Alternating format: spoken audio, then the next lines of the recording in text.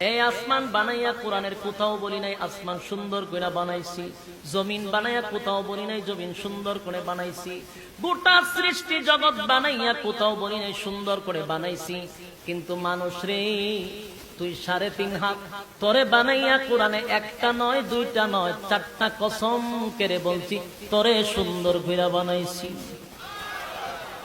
একটা দুইটা না, 4টা কসম করে আল্লাহ বলছে মানুষ তোরে সুন্দর করে আমি আল্লাহ বানাইছি।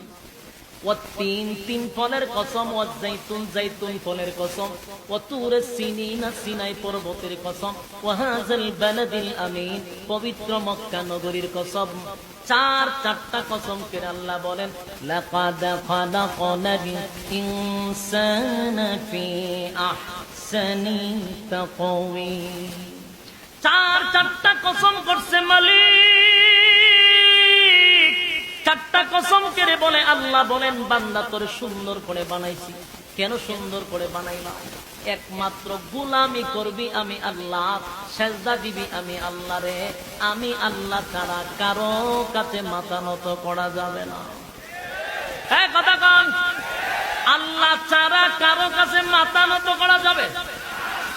এক সপ্তাহ রব্বে কারীম বলেন শিরিক যদি করস বান্দা কোনো মাপ নাই।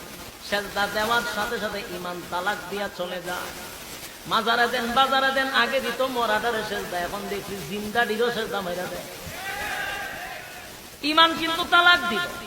ঈমান নাই অথচ দাড়ি আছে, টুপি আছে, পাঞ্জাবি আছে, হাতে তসবিহ আছে, নিজের ঈমানদার দাবি করে কিন্তু